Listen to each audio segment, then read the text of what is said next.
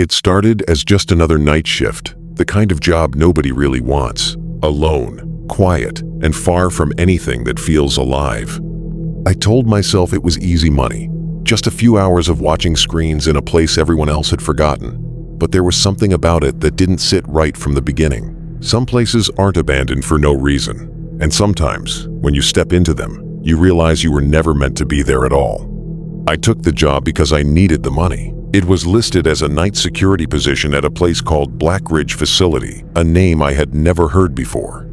When I tried to look it up, nothing came up. No website, no photos, nothing that proved it even existed. That alone should have made me walk away, but the pay was too good to ignore.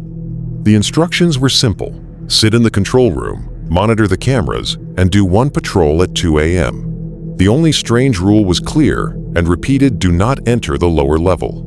No explanation, no details, just a warning that felt heavier than it should have. When I arrived, the building didn't just look abandoned, it looked like it had been left behind in a hurry. Broken glass covered parts of the ground, rusted doors hung half open, and faded warning signs still clung to the walls. It didn't feel empty, it felt paused, like something had interrupted everything all at once. Inside the control room, I found 8 camera feeds showing different parts of the facility. Most of them displayed empty hallways and dark corners, but one camera stood out. Camera 6 showed a long corridor with a door at the end, and that door was slightly open. I didn't remember seeing it like that when I came in. Around midnight, things started to feel wrong. One of the camera feeds, camera 3, flickered suddenly before going completely black. I tapped the monitor, thinking it was just faulty wiring, but it didn't come back. Then, I noticed something that made my stomach drop. On camera 6, the door at the end of the hallway was now fully open. I was certain it hadn't been like that before. I kept staring at the screen, trying to convince myself I was mistaken, but then I saw it, something moving inside the doorway.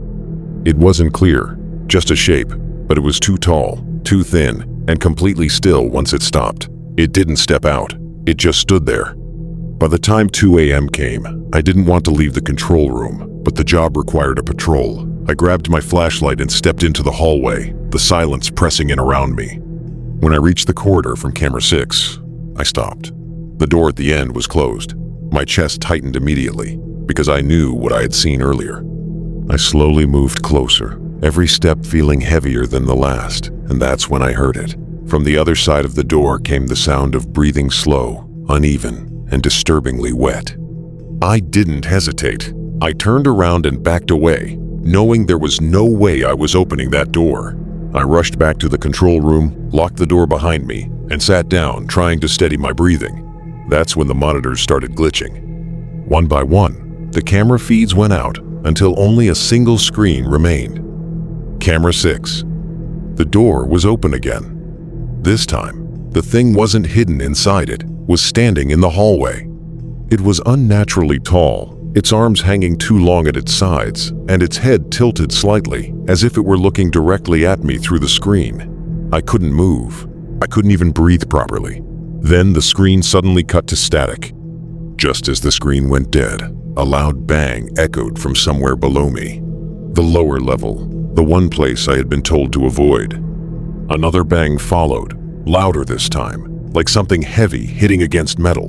Then, I heard footsteps, slow, deliberate, and moving upward. My eyes locked onto the control room door as the sound grew closer. The handle began to turn slowly, almost carefully, as if whatever was outside didn't need to rush. That was the moment I stopped thinking and just ran. I ran through the hallway without looking back, my footsteps echoing as I tried to find the exit. Behind me, I could hear it, not running, not chasing, just walking at a steady pace, like it already knew I wouldn't get far. I reached the exit door, pulled it open, and stumbled outside into the cold air. The moment I stepped out, everything went silent. When I turned back, the building looked completely normal, empty, lifeless, like nothing had ever happened inside.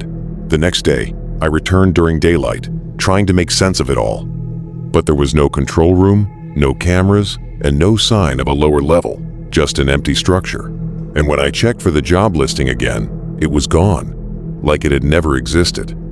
Some places aren't truly abandoned. They're just waiting for someone to step inside, to take the wrong job, or to ignore the warning signs. If you ever find yourself working a night shift somewhere that feels off, and they tell you not to go somewhere, listen carefully. Because some doors aren't locked to keep you out, they're locked to keep something in.